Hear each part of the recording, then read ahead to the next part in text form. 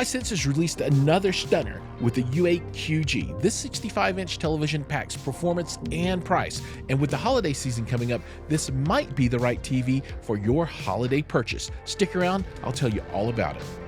Before we get started, if you're into tech, hi-fi, or movies, be sure to push the subscribe button for new weekly videos.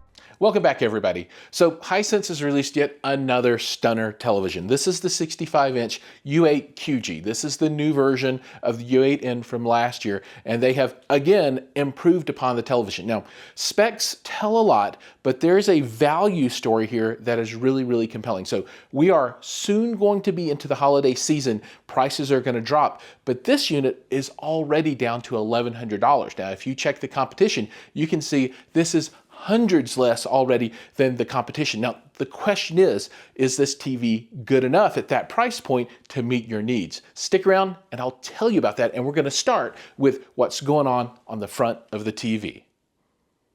The first thing you notice when you look at a TV is the panel, and this one has got some great tech packed in, right? So this is a VA panel.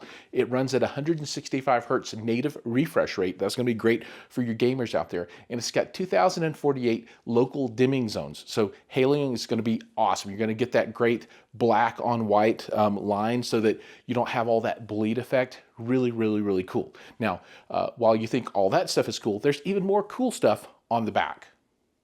So now let's talk about the rear and the side of the television. First thing I want to point out is the thickness. So this is not the thinnest television that you can get your hands on. So what is that? Maybe 1.5 inches, something like that. But the back is pretty darn flat. You don't have a lot of bumps. If you're going to wall mount this, you'll be able to take off the stand and then use your wall mount points here.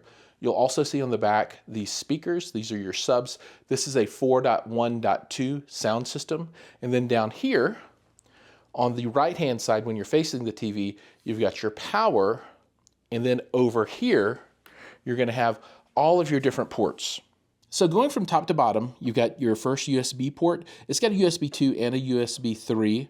Then you've got your reset button, a serial connect port. Coming on down, you've got your headphones and your AV in. Then you've got your three HDMI 2.1 ports. Now, this bottom one is going to be your eARC port. So if you're going to plug in a soundbar, that's where that's going to go. Then you've got antenna, optical, and your LAN port. Now let's talk about features of the television, right? I am on the Hisense website, and you can go check this out yourself. And I'm going to run through these highlights, right? So first off is the panel. This has, on this television, the VA panel with the 2048 local dimming zones. Now, there are different panel types for different sizes of televisions, and as the television gets bigger, it has more local dimming zones. So on that 100-inch TV, you'll get up into that 5,000 number. The 5,000 nits, we'll talk about the brightness in HDR and SDR last, but it is super bright. The TV will do 120 hertz and 165 hertz, so great for gaming. It has the 4.1.2 multi-channel surround sound, and I'm not going to do a section on the sound itself, but I will say the sound is okay, right? It's TV sound. As we all know, TV sound has limitations just because of the physical size of the enclosure and what they can do with speakers, but it's okay. It's great. I mean, you'll want to go with a sound bar if you want a better experience, or a discrete system with components, even better. So you can check that out. I have plenty of content about that stuff. The engine, the motion engine on the television has done a great job. I find it very satisfactory. We'll talk about the off-axis viewing. We'll talk about the haloing a little bit later, but I do want to talk about the color now. Color has become a very important aspect of televisions, particularly with the new sets coming out next year that are going to cover 100% of the BT 2020 color space. This television does 100% of the Rec 709. If it didn't do that, you wouldn't want the TV. It totally does that. For DCI-P3, does 95%, so it's almost there. And then it does 70% of the HDR BT 2020 color space, which is fine. That is going to change in the years to come, and you're going to want to see even these kinds of televisions with a higher coverage of that color space. We are getting there, but for today's technology, that is a mighty fine number to have. Other features to call out are IMAX Enhanced, and then I do want to talk a little bit about the USB-C port I called out just a little bit earlier. The use of that port is as an additional input into the TV, right? So you've got your three HDMIs, and you've got this USB-C. Now, The question is, what do you want to use this for? I would not recommend using this really for anything that has an HDMI port on the output for it, right? So if you've got a Blu-ray player or a streamer, use the HDMI port. In particular, don't try and use this for Xbox or a PlayStation. You can do it, but you're going to hit limitations. Maybe if you have the other 3 ports full and you need to use it for some reason, okay, go ahead. But really, this is going to be a port that you want to use with computers and primarily Macs, right? So it's a nice feature to have. It gives you an additional port in. If you've got a laptop that has a port that you can easily convert to a USB-C type connector, then go ahead and use it. There are limitations on the variable refresh rate, HDR, the speed that it'll run the panel at. So your results will vary, right? Your mileage may vary on this feature, but it does exist. It is usable. It totally works. And it's great to have that 4th input, because with only 3, you're going to get some pushback from some folks that have a lot of source devices, a lot of game systems they want to keep plugged in. So it does help from that perspective. Now we're going to move on to the brightness of the TV, and we'll start with HDR performance, right? That's what everybody wants to know about. And this TV is a powerhouse. It is ultra bright. At peak, you're hitting about 4,500 nits, 4,500, super duper bright. And then for sustained nits in a large area on the screen, you're going to be at about 790, right? And as I always say, once you're up into those 700s, almost 800, that is really bright. And then with speculars, the super bright points peaking out at up to 4,500 if you want to have your TV that bright.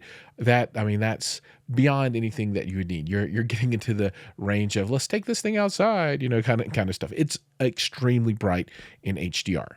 Now, in SDR is coming in on the sustained at 770. I guess it is slightly lower than the HDR, but on the peak brightness for SDR, that's punching all the way up to 5,000. And that, again, amazingly bright. Even just a few years ago, that's unheard of brightness. So you won't have any concerns with the brightness in HDR or SDR mode for this television. Let's now turn our attention to blooming and contrast. And I'm going to use that clip from the original Tron again. And you could just see how good this is. It is just absolutely outstanding. For a TV that's not an OLED, that is not self-emissive, that is using backlighting, right? I think this is just outstanding. I watched this movie, and this is a new 4K release, and just stunning. So for me, this is an outstanding result. Now let's take a quick look at the remote control for the Hisense. So this is very much like other remote controls from earlier series. It is backlight. It does have a microphone, so you can use voice search using this remote control. So nice full-featured remote, and the hard buttons here are Netflix, YouTube, Prime Video, Tubi, Disney Plus.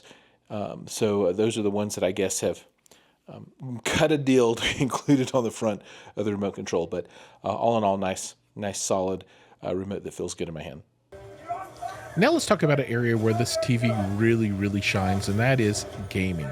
First off, you can just watch the content I've got on the screen here, and it's gorgeous, and even better in person.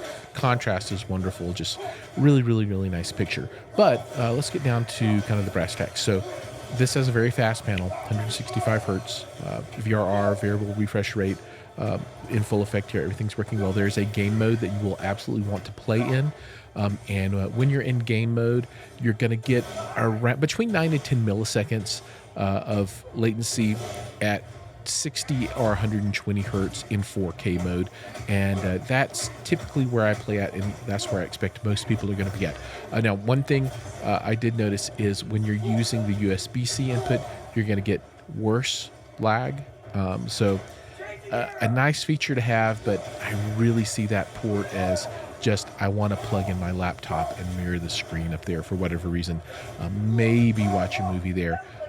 And you don't want to have to deal with HDMI or something from that perspective, because the port's right on the side. But all in all, gaming mode on this, superb, outstanding. Off-axis response for this TV is Really nice. I don't think that anyone is going to notice any difference because you have to be at such an extreme angle for there to be really any noticeable change. That nobody is going to be over there. I guess if you have someone standing on the wall beside the television, maybe they would notice something. But I think in any general, typical use scenarios, you're going to be absolutely fine. So who is this television for? Well, let's cover off on what the TV does, right? So it's very bright, has a beautiful picture out of the box, great picture quality, awesome for gaming, really, really good price point. So from my point of view, this is a all-arounder that is a great performer, and I see this as being something that someone put into a family room. You would put this into a bedroom, a place where you might have PS5 going at some point, and then TV, and have windows and all those kinds of things. And you need a TV that can handle all of those situations. Now, as I always say, and as everyone says, the contrast, the blooming is not going to be as good as with OLED, right? It's just a feature of the technology, right? It's close, and I think you need to set the television side by side to really see a difference. But if you're a cinephile and you want the most perfect of pictures, then you're going to want to spend a ton more money and go ahead and get that OLED. For me, this is a great all-arounder at a wonderful price that can be put into a mixed-use room with a lot of light and still be very, very enjoyable. So if you're that kind of consumer with that kind of situation, which is probably 98% of all the people out there, this is going to be a great television for you. We've reached the end of the review video, and now it's time for the final word. So what do I think about this TV? Well, if you've watched the whole video, you probably can guess that I think this is going to be a really great television for someone who's looking for a budget TV. This is a mid-range TV that they want to use as an all-arounder. They're going to do everything with the television. They're going to have a lot of different people use it. It's going to get a lot of mileage, and it's going to be a centerpiece for their home. I give it 2 thumbs up. It check marks all the boxes. There is no specific feature that I find lacking or substantially inadequate. Everything I find to be actually quite adequate, and some features just to be outstanding. This is a great television, and as we look to go into the holiday season, look for those great buys. Man, if they can get this thing down to less than $1,000 on Black Friday, it's going to be a steal of a TV. All right. Thank you so much for watching the video. If you like this one, look down at the bottom. There'll be another one. You click on that window and check that one out. Remember, like, subscribe, ring the bell, do all those things. Share with your friends. Shout from the rooftops. And we'll see you guys in the next video.